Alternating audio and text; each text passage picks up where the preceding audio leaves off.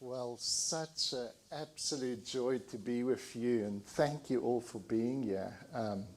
Am I restricted to where I can run around? Yeah. So, that's okay. Great, thank you. Such beautiful words, Mary Ann sang at the end there, this precious spirit of truth. I'm so glad that truth is not just statements, it's not just concepts, it's not just ideas. Truth is a dynamic movement. It's a relationship. And so my desire really for these sessions is that we'll go beyond just ideas. Ideas are wonderful and they're going to be part of what we discuss, but something is happening that is more substantial than just the intellectual working that's going to take place. Because what we're trying to point towards is a reality that doesn't fit into language. Is a relationship that is so huge, so deep, so overwhelming that we continue to stutter and try and find words to point towards this reality that is more real than any concept that we've ever had.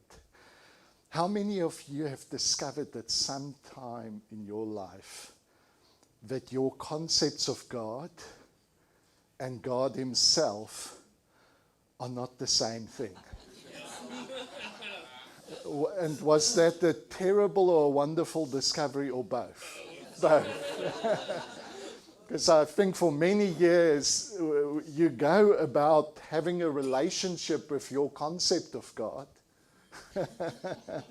being intimate with your concept of God, and then God tries to make room for Himself in your experience of Him. And the only way for God to make room for Himself in your experience of Him is to start breaking down your concepts of God. And ironically, it's often the things that we know about God for certain that keeps us from experiencing God in a new way. So I love the way in which God introduces some divine doubt into our experience of Him. That those questions that starts chipping away at the things that we're so certain about. And in the beginning, because we confuse our concepts of God with God Himself, that's a terrifying experience, because we kind of think that, am I starting to lose faith in God? And God's just saying, relax. I'm not nervous. Do you know God's not nervous of what you believe? Your beliefs aren't bringing about the insecurity within God. He's patiently just waiting to make Himself known to you in a way that's going to take you way beyond those restrictive ideas and concepts to an experience of God that for the rest of your life you're going to struggle to find words. If you found the words that accurately captures this beauty, you can be assured that you're not busy with God Himself. Beauty and the awesomeness of what God wants to reveal is something that is always overwhelming. It always decenters us. It always astonishes us. John 5 verse 20, Jesus says the Father loves the Son and He shows Him all things, and He will show even greater things than these, so that you may be astonished. the end goal of this revelation is not people who are right. The end goal of this gospel is not to produce people who are certain. The end goal is to produce a people who are astonished. See, even the New Testament church was birthed not as a community who found the answer to all your questions. So I was taught Jesus is the answer to all my questions. And the more I got to know Jesus, the more I realized that he's more interested in questioning all my answers than in answering all my questions. I mean, all my answers started to wobble, started to become more and more uncertain with this Jesus that for every answer I had just said, really? Is that the limits of your imagination? So the beauty of this truth is designed to, is meant to destabilize you. It's meant to make you fall in love. There's a reason why it's called falling in love. Because in that moment of falling in love, you're not as centered as you used to be. Remember when Rebecca sees Isaac? Rebecca is this biblical character that is a very strong individual. I mean, she tells her family, I will go and find and go meet this husband. She's very self-assured, but when she sees Isaac, she falls off her horse, covers her face. There's something in this encounter which decenters, destabilizes us, makes us astonished once again. So I want to look a little bit at the beauty of this astonishment, and I'm gonna maybe use a few metaphors to bring about contrast so that we can see more clearly towards what this concept is pointing. So the first thing I've tried to say now is that astonishment and certainty is not the same experience. Would you agree? Yes. You cannot be astonished and certain at the same time. Astonishment is being confronted with something that is larger than your frame of reference. It's larger than your framework of interpretation. It's an encounter that doesn't fit into your story, into your logic. That's why it is astonishing. Now, why is it so difficult to once again embrace astonishment instead of certainty? I think from a very early age, there's a period during which, and it's natural and it's good, where we search for certainty, because certainty promises security. And when we move from childhood imaginative, kind of more unconscious world in which everything can take on new meaning, and it's a world full of wonder, there comes a stage where the child is confronted with the fact that you have to understand this world the way it is, not just according to your fantasies and imagination.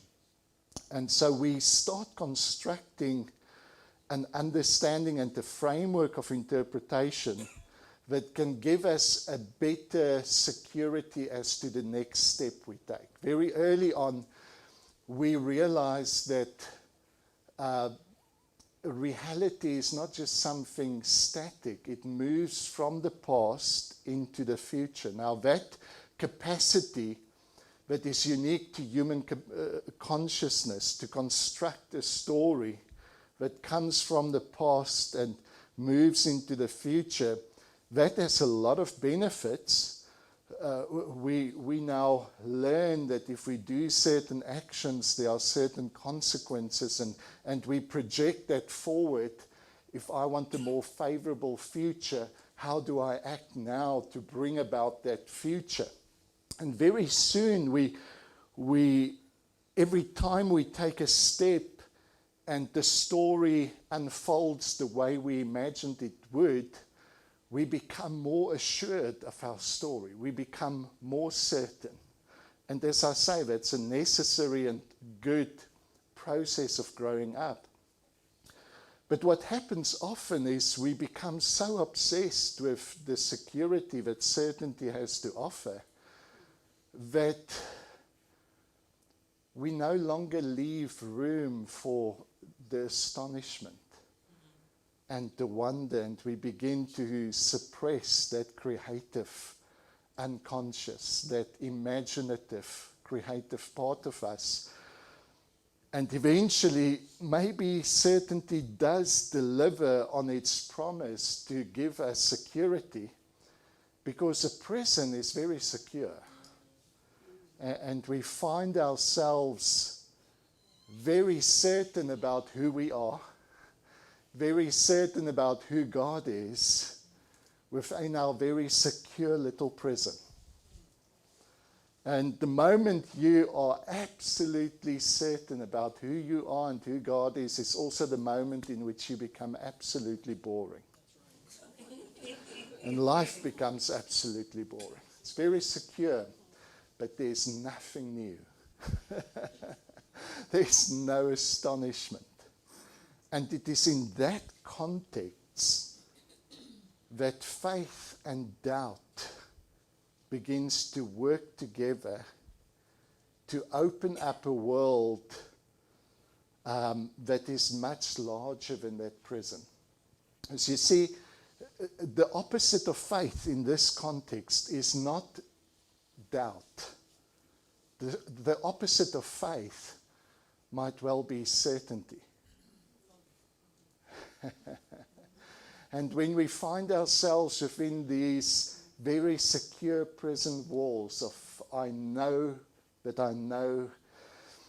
exactly how I define my faith, my beliefs, then how faith and doubt begins to work together is doubt begins to break down these prison walls so that faith can reach beyond the certainties and take hold of possibilities that you have not considered before. So when Jesus introduces us to his Father, he doesn't introduce us to the God for whom all things are certain. He introduces us to the God for whom all things are possible. See, possibility can never be reduced to certainty.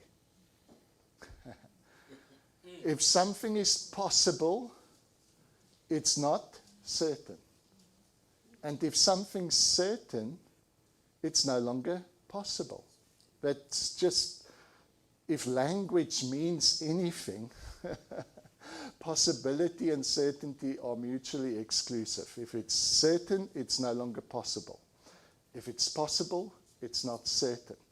In our insecurity, we've imagined a God of absolute certainty, because we know that, there's times that I don't know exactly what's happening, but I really do hope God knows. And so we imagine a God of absolute certainty, but Jesus introduces us to the God of possibility. Can you imagine a God for whom all things aren't certain, but possible? Oh. I'm so glad that when Jesus came, he didn't just confirm everything we believed about God. I'm part reason why his message had such an impact and why he got crucified is he introduced us to some ideas about God that was very different from what we imagined. I mean, many of the people within his faith community kind of looked forward to the Messiah the way in which many of our Christian friends are looking forward to the second coming. We kind of just hope that eventually God's going to show up and show the world that we were right and they were wrong. And he's going to show it in the most convincing way possible. And so when Jesus first appeared, they were quite excited. He showed some potential. He was healing the sick and doing things that only if God was with him, this could happen. But then he started with all these irritating stories about people from another faith being the heroes of his story. How dare he tell a parable where the Muslim is the hero? I'm just putting it in our context today. How dare he tell a parable in which somebody from a different faith community emerges as the one who had the compassion? So he became unpopular very soon because he wasn't the kind of Messiah that just came and put his hand around their shoulders and said, I'm bringing you the revelation, and this is what we hope revelation would be, the revelation that you've always been right. And I'm just coming to reveal the depth of your rightness. No, actually, I think it's Matthew, is it 11, 27, 27, somewhere there, he says, no one knows the Father. Hey guys, despite your thousands of years of Bible study, you've missed it. No one knows the Father except the Son. No one knows the Son except the Father. So he comes to introduce an experience of God which was in many ways very contrary to everything they thought before. But then, many of the things that they looked back at suddenly found new meaning. And so the prophets can say that, you know, he came to fulfill the scripture, but he fulfilled them in a very different way than what they imagined before. He doesn't just come to fulfill their desires, he comes to first transform their desires and then fulfill them. And so everywhere where we go, one of the most exciting things that I enjoy about settings like this is I know I'm going to say things with which you don't agree yet. But at the same time, I have this joyful expectation that there's something in the heart of man that just resonates with truth. No matter how contrary it is to my religious upbringing, to my tradition, and I can do it with the joyful expectation because it's been done to me. That God has revealed himself in ways that I think my whole foundation has just crumbled and it's gone. And then at the same time, I discover a God that's so much more beautiful, enticing, seducing, overwhelming than the little, boring, predictable God that I created within my certainty. Glory. So certainty and faith. Now it was Paul that was so absolutely convinced that these heretics needed to be corrected, that he jumped on his donkey with all the people that was given to him to go and find them, drag them to prison. He was certain in whom he believed. He was certain. And then suddenly a light shines. In 2 Corinthians 4 verse 6, he actually tells us the light shone out of darkness into our hearts. Now, the people around him said he was knocked off and the light shone on him, but Paul's own words is the light came from within. That this light shone within the darkness. The same God who said, let light shine, shone into my heart to give the light of the knowledge of the glory of God in the face of Christ Jesus. And it's in this moment in which Paul doubts everything that he knew about God. In which he says, who are you? In which he's no longer occupied with his answers. I know who God is and I know you wrong. But in this moment in which he says, who are you? That moment of doubt is also the moment of the most honest faith being birthed. I started off saying that the early church community wasn't a church that just had all the answers. You can read it in Acts 2. The church was actually born with people whose minds were alight with questions. Remember Acts 2? Fire come and sat upon their heads. And they ran into the street saying, what do these things mean? They didn't run into the street saying, we have all the answers. They ran into the street saying, we have more questions than what we've ever had. Because something astonishing, something that doesn't yet fit into our doctrines, something that doesn't yet fit into our framework of understanding has encountered us, has overwhelmed us. And this world is much more interested in people who are astonished than in people who know that they are right. Woo! He wants to astonish us. And so,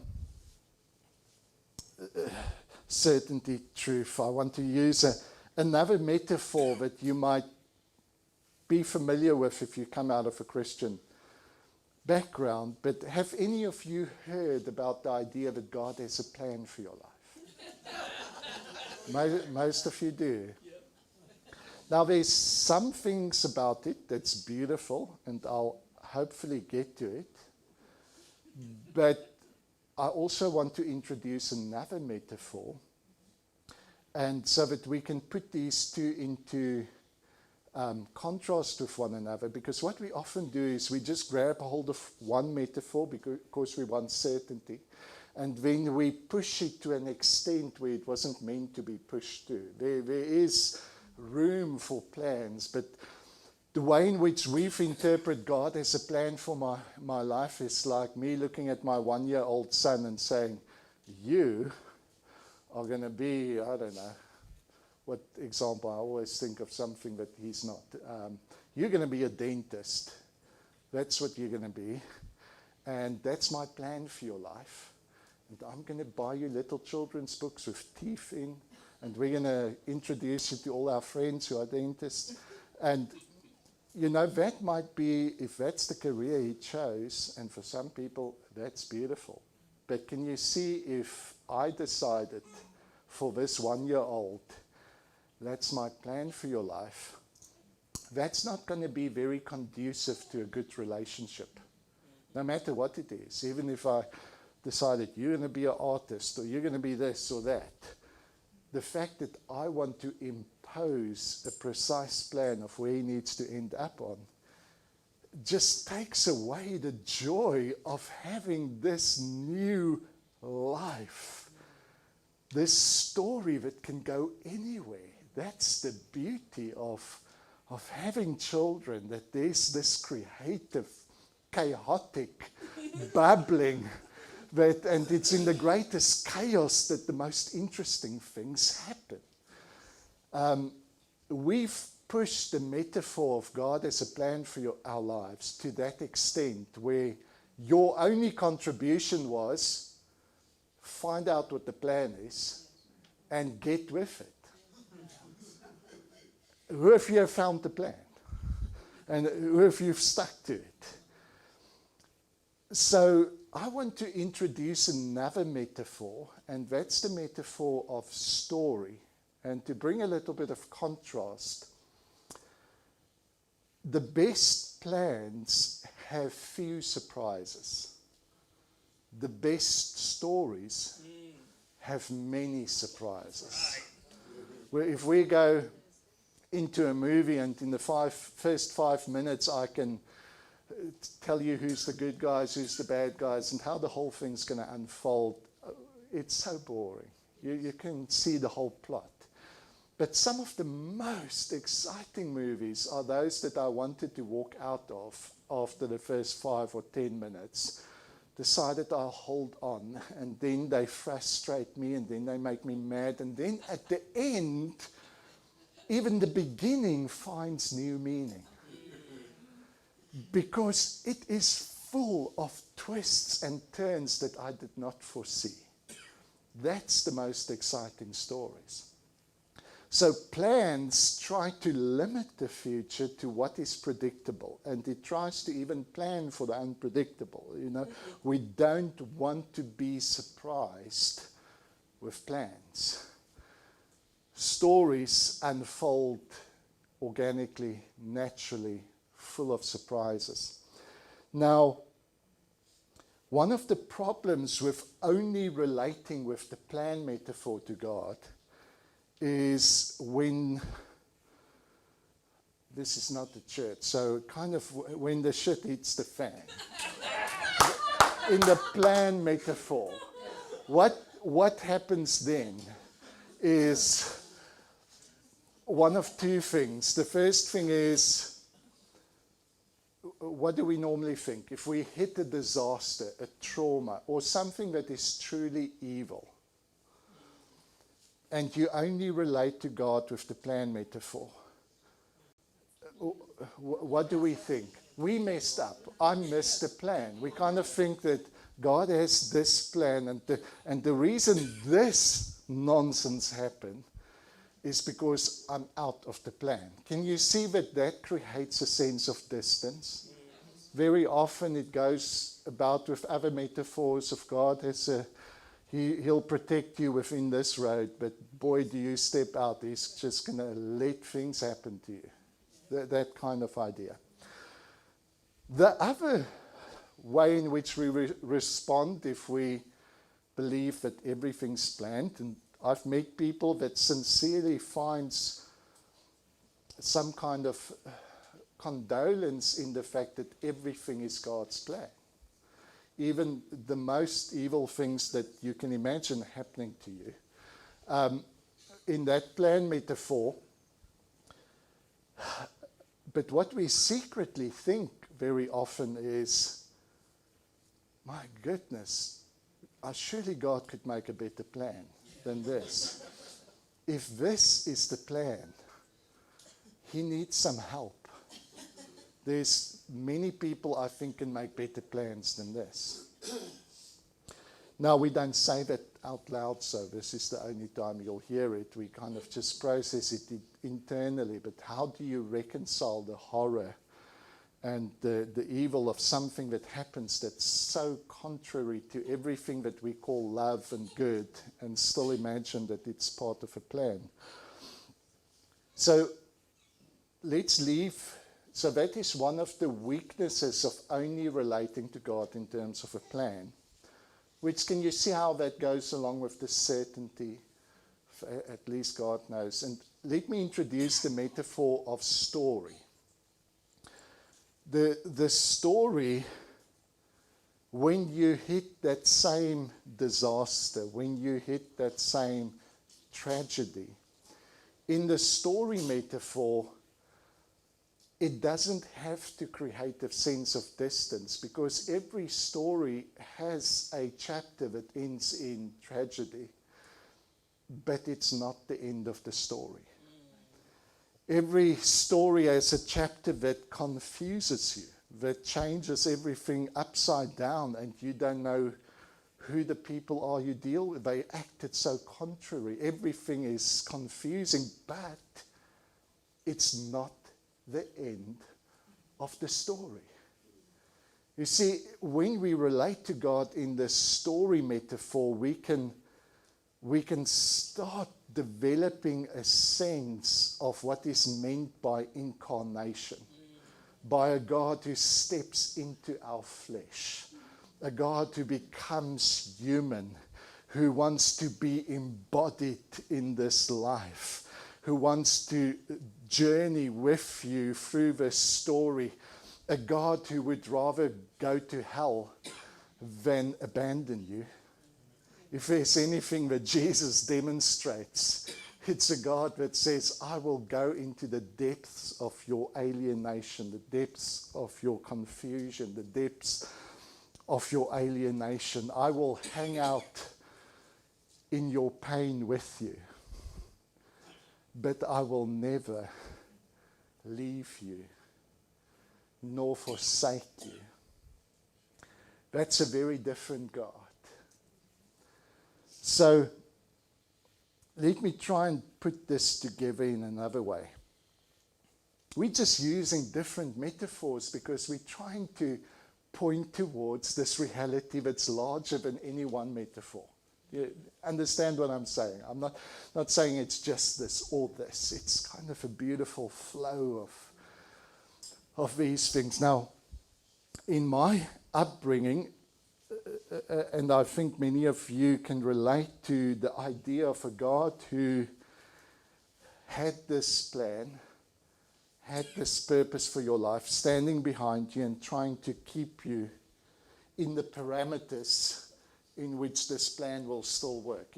A God who's either behind us or a God who's above us, trying to impose his design, impose his creation.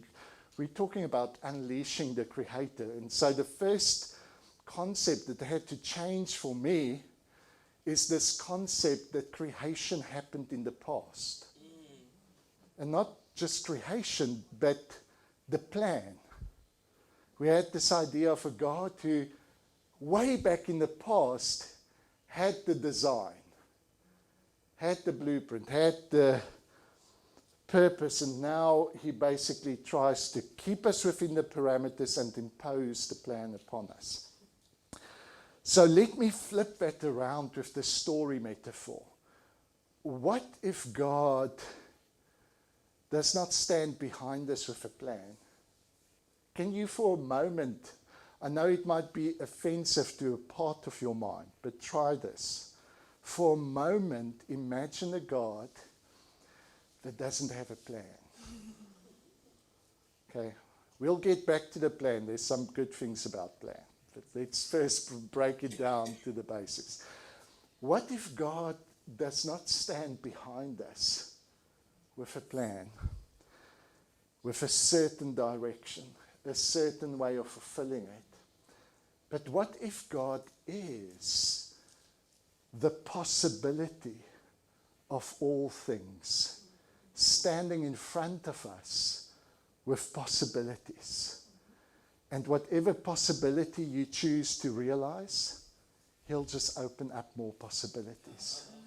Even if you step in the totally wrong direction, he's right there, opening up new possibilities. Certainly, God knows where he wants to take us. There's a goal. Jesus speaks about this goal, that we may all be one, that we might experience this union, this love. John 17, it's between verse 20 and 25. Father, I pray that they may be with me where I am, that they may see the love with which you loved me before the world began. Before any of this, what was the motivation for God to create? Was God just bored? Was he just this God of which continually in his artistic, creative capacity imagines new ways of being himself? Did he just think, what kind of creatures can I bring into existence that will irritate me for all eternity. and here you are. No. or was he just a kind of angry old judge in an empty courtroom, seeking some victims? Here you are. Or was this God that Jesus speaks of, who was in the process of loving, this movement of relationship, this God of possibility, who continually imagines new ways of being himself? Imagined you. Imagined you as one of the ways in which he could embody himself. In a way that is irrepeatable. A way that is irreplaceable. In you, God has a personality he has nowhere else. In you, God has relationships he has nowhere else. This God is not standing behind us, trying to enforce his vision on some very stubborn, irritating creatures, but rather a God who continually stands in front of us saying, what I demonstrated in the incarnation is that my desire is to become human. This is a very different God than the first story we told about God. You see, human version 1, Genesis 2 and 3, was a human with such a sense of insecurity that he continually grasped for any promise that will make him more like God. It's a human with a sense of lack of being. A human who wants to become more godlike. The human story retold in Jesus, human version 2, this is what Paul speaks about when he says the second Adam, or the last Adam, is the story completely inversed, because in Jesus we meet a God who so adores human existence that he pours himself out. He empties himself into human form. And Jesus does not grasp after equality with God. Can you see it's the exact inverse of Genesis 3? I must say this a few times over because I'm also still grasping it. Genesis 3, a human with such a sense of inadequacy and lack. And this is not just the historic story. This is the story of every human being. In every person growing up, there's a whispering voice that says, you lack being. You are not what you should be. And then all the fruit is held before us. If you can only achieve, if you can only become, if you can only have this, you will feel fulfilled. That's human version 1. And so we continually try to prop our sense of being by grasping after stuff, after achievement, after becoming. And even in those few individuals who are successful in attaining what they set out to attain, very often feels a very deep, deep-seated sense of lack. Because what promised to fulfill just left them with the realization that they are more empty than what they ever imagined, that it did not fulfill. Human version 2. The human story retold in Jesus tells the story of a God who doesn't demand that we should become like him in the first instance, but a God who says there is something of such value and beauty in your ordinary fleshly existence that I'll pour myself out into you. Instead of a human trying to become like God, we have a God becoming human in Jesus. A God that cannot give any greater validation or justification to your existence than saying, you are what I wanted to become.